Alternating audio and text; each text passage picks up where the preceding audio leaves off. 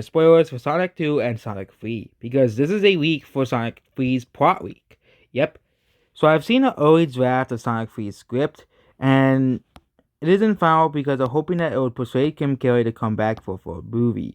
Otherwise, they're going to have to rework stuff, and basically what happens.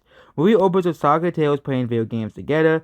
Sonic becomes frustrated, he keeps losing and loses his temper.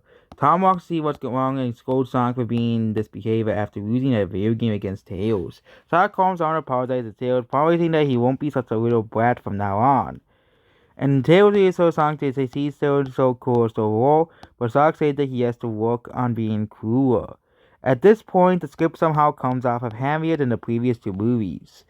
Tom walks back out of the room, and the next scene comes to him coming to a kitchen to talk with Maddie. They discuss the plan to take Sonic and Tuckles and Nails onto a camping trip. Next scene cuts to a completely different location, where Stone has a new hideout in an unknown location. This scene shows Stone hacking the gun system to get the coordinates that he had heard during the post-credits scene in the second movie, while talking about an unseen individual. The camera cuts to Robotnik, who has somehow survived the ending of Sonic 2. Well, considering that Dr. Robotnik basically survives like every, even though he's put death-defying things in the Sonic series, well, this is very believable as well. As Robotnik is a very smart person, as we all know, and he could probably survive anything using his intelligence as well. Well, gained weight since it is revealed and stuck himself hiding until he could get a new solid plan together. Robotnik reveals that he survived by some backup drones to catch his fall, which they transport him away to the sea amidst the smoke and the fire. Robotnik suits up to tell Stones that he has a new errand to run. Next scene cuts to a campsite at night where Tom, Maddie, and Tails say they're going to go to sleep, and Knuckles tells Sonic that he needs to talk. Knuckles believes that Sonic has become too soft since the second movie, and that he needs to train much harder if they're going to protect the Master Emerald together. Sonic argues and says that there's much more life than warrior training and calls Knuckles Conan the Barbarian. Knuckles gets up and walks away from Knuckles, and Knuckles tells Sonic that he will get his actions and that he'll be embarrassment to both the Echidna and the Owl clans. Next scene cuts to the research facility mentioned in the first film being guarded by gun agents. Commander Walters instructs the agents to recover, Shadow, and dismantle the facility. Progress goes smoothly until they reach Project Shadow. One of the agents is revealed to be Stone, and he sets off a trail of bombs that open up the entrance to Robotnik. Robotnik instructs his drones to kill all the gun agents inside the room except for Commander Walters. Robotnik tells Walters that he knows that Walters is the one to see the project out 50 years ago and asks for exactly what it is. Walters secretly calls for backup as well and explains that the government kept Robotnik's family history secret, hidden from even Robotnik himself. He begins to tell Robotnik that his grandfather was hired by the US government to research potential biological enhancements to the human race after secretly discovering the existence of other world and beings. Gunner Extraction bursts in and fights Robotnik's drones as they flee with Walters. Intrigued what Walters has said, they have told Stone what they want to uncover Project Shadow's secrets.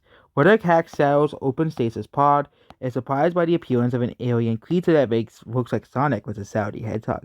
And of course, Shadow introduces himself. Now it's morning, and Sonic finds himself awoke by something he doesn't know. A pink hijack appears in front of him, introducing herself as Amy Rose. Sonic wonders why she is in the tent and how she found him. She says she used the last wagon but basically ended up on Earth and where she planned to go. And she spotted Sonic and followed him because he was a hedgehog, but he was too nervous to approach him until now. So, yep, Amy Rose is in the third movie as well. Sonic is a bit weirded out, but decides to ask her if he would like to join him and his family for breakfast. The scene cuts to Sonic walking with the rest of the gang. Amy and everyone look shocked. Tom asks Sonic if he has been dating another hedgehog in secret, and he is too nervous to tell Tom. Sonic buzzes explains the situation. They all chat for a bit and hear the sound of a hovering vehicle. A black bird speeds by Tom and Maddie, killing them instantly. Basically means that human characters are now out of Sonic, which some people might have had attachment to them, but again, this is a Sonic movie. Eventually, they have to get the humans out. Besides, of course, Dr. Robotnik out somehow. How? Sonic runs over to Tommy May attack on them, but gets hit by the Black Bull and goes by flying hitting his tree, knocking him down. Tails and Knuckles attack on Sonic, and Robotnik appears on his hovercraft and introduces Sal the Hedgehog. Sonic shouts and asks how he killed his parents. Sal tells him how they were pathetic human beings and deserved what they had coming. Sonic gets ready to attack Sal, but Tails intervenes, suggesting that they make use of the Master Emerald to flee. Knuckles holds off Sal as they go to get the Master Emerald to use it to transport them away from the scene. Burrito's already getting pretty dark, but it gets to be really weird here. The next scene is straight up uncut shades of Sonic running across the world, imagery for 10 minutes, straight up with the eerie ambient music soundtrack in the background. Sonic returns back home, but only finds Tails and Knuckles on the ground, nearly dead as well. Which means Knuckles was right. Knuckles told Sonic that he has to train, and Sonic, of course, will regret it. This is kind of like a Dragon Ball moment. But instead, unlike Goku actually trained, it's kind of like, Gohan refusing to train, and Gohan, of course, accepting that he has to train to protect his family because he nearly gets killed by Frieza, and in Dragon Ball Super, Piccolo literally dies. So, yep. Sonic goes into the house and walks up the stairs. In slow motion, a creepy ambient music plays. As Sonic opens the door to his bedroom in slow motion, similar to Sycamore Trees from Twin Peaks plays. Sonic can see a black hedgehog in the bed. Okay, this is a scan too. Strange. Yeah. Always saying, I killed you. Sonic and Samus tell each other, and the globe eventually turns on fire with South Earth exploding.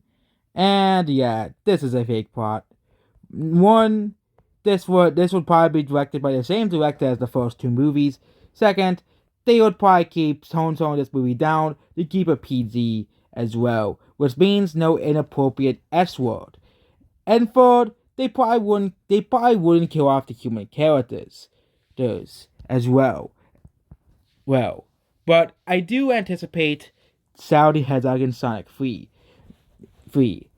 I hope it's like events or two, like story-wide. And maybe you can involve Metal Sonic in the story somehow. But yep, there we go about Sonic the Hedgehog free. Goodbye.